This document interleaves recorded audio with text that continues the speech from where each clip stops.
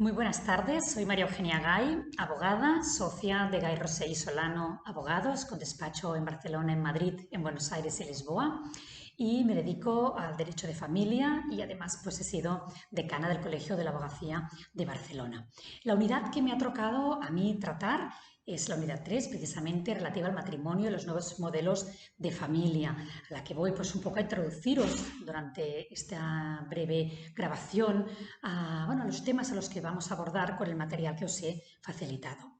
Bien, la Ley 30/1981 de 7 de julio modificó la regulación del matrimonio en el Código Civil y determinó precisamente el procedimiento a seguir en las causas de nulidad, separación y divorcio. Y para ello se exigían una serie de requisitos que en la práctica hacían que para los cónyuges fuera un procedimiento largo y no exento de complicaciones, pues había que pasar previamente por un proceso de separación y justificar el divorcio en alguna de las causas que en aquel entonces se recogían en el artículo 86 del Código Civil. Posteriormente, la Ley 15/2005 de 8 de julio precisamente eliminó la causalidad como requisito para la prosperabilidad de la acción de divorcio y hoy ya no es necesario pasar por un procedimiento de separación previo ni acreditar la falta de convivencia entre los cónyuges durante un largo periodo de tiempo y únicamente se requiere el transcurso de 3 meses desde la celebración del matrimonio. La principal diferencia entre el divorcio y la separación matrimonial, que es lo que tenéis que tener presente, es precisamente que el primero conlleva la disolución del vínculo familiar y produce efectos desde que la sentencia es firme, precisamente a tenor del artículo 89 del Código Civil. Mientras que la separación tiene como efecto, de acuerdo con lo dispuesto en el artículo 83, la suspensión de la vida común de los casados y el cese de la posibilidad de vincular bienes del otro cónyuge en el ejercicio de la potestad doméstica. En ambos casos debemos tener en cuenta lo dispuesto precisamente en el artículo 774.5 de la Ley de Enjuiciamiento Civil, que establece que los recursos que conforme a la ley se interpongan contra la sentencia no suspenderán la eficacia de las medidas que se hubieran acordado en esta. Por lo tanto, este aspecto es común en ambos procedimientos y debe tenerse muy presente a la hora de interponer un recurso que se efectúe contra una sentencia. Veréis que os he desglosado lo que es el procedimiento de divorcio, lo que son las disposiciones generales al mismo. El procedimiento de divorcio es un procedimiento especial que se ubica en el libro cuarto de la Ley de Enjuiciamiento Civil, por lo que deberemos tomar en consideración las disposiciones generales que se contienen en los artículos 748 a 755 de la Ley Ritual. Precisamente el artículo 748 nos recuerda el ámbito de aplicación de los procedimientos especiales, entre los que encontramos en su regla tercera los de nulidad del matrimonio, separación y divorcio y los de modificación de medidas adoptadas en ellos. Existe precisamente una serie de normas de carácter imperativo a las que tendremos que acudir y que nos servirán de guía en la elaboración de una buena demanda de divorcio o de separación. También hay que recordar que el procedimiento civil se rige con carácter general por el principio de justicia rogada, de manera que, de acuerdo con el artículo 216 de la Ley de Enjuiciamiento Civil, los tribunales civiles decidirán los asuntos en virtud de las aportaciones de hechos, pruebas y pretensiones de las partes, excepto cuando la ley disponga otra cosa en casos especiales. Con ello, también debemos tener en consideración que, de conformidad con el artículo 749, vemos cómo la intervención del Ministerio Público será siempre necesaria cuando alguno de los interesados en el procedimiento sea menor, incapacitado o esté en situación de ausencia legal. Precisamente es interesante tener en cuenta, en cuanto a la representación y defensa de las partes, que hay que tener en cuenta que éstas deben concurrir en el procedimiento bajo la asistencia de un letrado o letrada y con la representación de procurador y procuradora, tal y como establece el artículo 750 de la Ley de Enjuiciamiento Civil. En cuanto a la prueba que debe acreditarse, veréis también que hemos desglosado este apartado que viene regulado en el 752 de la Ley de Enjuiciamiento Civil y establece que los procesos que se refieren a este título de capacidad, filiación, matrimonio y menores se decidirán con arreglo a los hechos que hayan sido objeto de debate y resulten probados, con independencia precisamente del momento en que hubieran sido alegados o introducidos de otra manera en el procedimiento. Una vez tenemos la demanda empezada para poderse plantear, debemos tener en cuenta que es muy importante configurar una buena estrategia. En la documentación que os he facilitado veréis que también constan precisamente esta información con la que tenéis que guiaros. Lo primero que vais a tener que hacer a la hora de preparar una demanda de divorcio, de separación o de cualquier asunto en general, es obvio, será recopilar toda la información del cliente. En esa primera visita es muy importante que podamos preguntarle y obtener todos aquellos datos que nos vayan a ser relevantes para el desarrollo del procedimiento. En este sentido, el artículo 399 de la Ley de Enjuiciamiento Civil establece los contenidos básicos de toda demanda de separación o divorcio, que son, en primer lugar, pues evidentemente la invocación, el encabezamiento, en todo caso con identificación de las partes, con anuncio precisamente de la acción solicitada, los hechos, los fundamentos de derecho, el suplico, el otro sí y en todo caso pues todo lo que sería el procedimiento en sí y la suplico que estamos realizando. A tratarse de un procedimiento de familia, deberemos invocar al juzgado de primera instancia del partido judicial que por turno de reparto corresponda. Si bien interesante es también tener en cuenta que el artículo 769 establece cuál es la competencia respecto de los procesos matrimoniales y de menores, por lo que la determinación del domicilio del demandado va a resultar fundamental. De acuerdo también con este precepto, el tribunal competente para conocer de los procedimientos de divorcio y de separación será el juzgado de primera instancia del lugar del domicilio conyugal. Luego también en el caso de residir los cónyuges en distintos partidos judiciales será competente a elección del demandante. Esto también es algo que desarrollamos y que podréis ver de una manera más concreta con la documentación que os adjunto. En cuanto a la ley aplicable, que será un aspecto también muy fundamental a tener en cuenta, viene establecido en el artículo 107.2 del Código Civil que la separación y el divorcio legal se regirán por las normas de la Unión Europea o españolas de derecho internacional privado. En este punto, pues debemos tener en cuenta lo dispuesto precisamente en el reglamento 1259-2010 de 20 de diciembre, por el que se establece una cooperación reforzada en el ámbito de la ley aplicable al divorcio y a la separación judicial. Precisamente en relación al régimen económico matrimonial, también deberemos tener en cuenta las normas de derecho internacional previstas en los artículos 9.2 y 9.3 del Código Civil. La ley personal común también se deberá tener en cuenta, la ley de residencia de cualquiera de los cónyuges y la ley de residencia habitualmente posterior a la celebración del matrimonio. Es algunos aspectos que también se deben tener en consideración.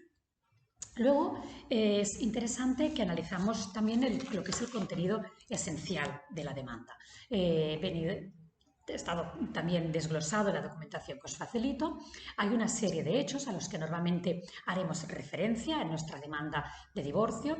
Así, el lugar y tiempo de celebración del matrimonio resulta fundamental, la existencia de hijos comunes, menores de edad, no emancipados o mayores de edad con capacidad judicial modificada judicialmente, si fuera el caso, el régimen económico matrimonial por el que se ha regulado la situación patrimonial de los cónyuges durante el matrimonio, es también importante detallarlo, el último domicilio familiar, como decíamos también a efectos de competencia, la causa del divorcio o separación, que sabemos que a partir del 2005 únicamente se exige acreditar que hayan transcurrido más de 3 meses desde la celebración del matrimonio y luego también tener en cuenta que la causa general que se alega es precisamente la de la desaparición de la llamada affectio maritatis. Por lo tanto, esta voluntad de no seguir unidos en matrimonio podría ya ser causa, y así se viene alegando en la misma, la existencia de estas desavenencias que han hecho a las partes pues, llegar a querer interponer la presente demanda.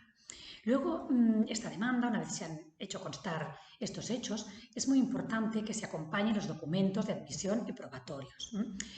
Muy importante, la certificación de la inscripción del matrimonio y, en el caso de que existan hijos, la certificación de la inscripción del nacimiento de los hijos en el registro civil. Por lo tanto, estos datos van a ser fundamentales. Además, debemos aportar los documentos en que el cónyuge funde su derecho y debemos recabar de nuestro cliente, por lo tanto, en esa primera visita que vayamos a mantener con él, será fundamental intercambiar esta información con él mismo, precisamente los documentos que acrediten la situación económica y personal de los cónyuges. los documentos que acrediten las necesidades de los menores, toda aquella información que podamos sacar tanto de cónyuges como de menores, económica, personal, familiar, circunstancial, va a ser fundamental para poder sustentar todos los fundamentos y hechos que estemos alegando. ¿De acuerdo? Es muy importante, y así lo veréis también que viene recogido en la documentación, que la norma general es que la prueba documental, en sentido amplio, debe aportarse junto con la demanda. Y por lo tanto, de entrada, se nos va a requerir que aportemos y acreditemos todo lo que se pueda de manera anticipada a la interposición, en el momento de interponer la demanda. Y a efectos de anticipación de prueba se podrá también interesar una prueba pertinente, como veréis también en la documentación. Es interesante que tengáis en cuenta que los procedimientos de familia son dinámicos y es posible que desde la presentación de la demanda hasta el señalamiento del juicio hayan variado algunas circunstancias. En este sentido, la Ley de Enjuiciamiento Civil prevé la posibilidad de alegar hechos nuevos o de nueva noticia, de acuerdo con los artículos 286 de la Ley de Enjuiciamiento Civil y siguientes. Pero también debemos tener en cuenta algunos elementos de cara a anticipar prueba para su posterior práctica y valoración del juicio. Así, también es importante destacar las particularidades de lo que son las pruebas periciales, ¿no? En este sentido, es muy importante que se acompañen con la demanda o, en caso de que se aportaran y se anunciaran porque no se ha podido disponer de las mismas antes de la interposición de la demanda, es interesante saber que se han de aportar 5 días antes de la celebración de la vista. Luego podría ser también que se interesara la exhibición de documentos al amparo del artículo 328 de la Ley de Enjuiciamiento Civil, cuando los documentos se hallen en poder de la otra parte y que nos interese o en poder de terceros. Y en este sentido es también importante que sepamos que podemos averiguar estos datos. También se pueden solicitar datos de averiguación patrimonial a través del punto neutro judicial, que nos podrían facilitar también información de la cual no disponemos y que nos interesa para sustentar y defender nuestros posicionamientos. ¿De acuerdo? Veréis también que abordamos la posibilidad de solicitar medidas provisionales. Dependiendo de la situación de cada unidad familiar, debemos considerar solicitar la adopción de medidas provisionales previas o de manera coetánea.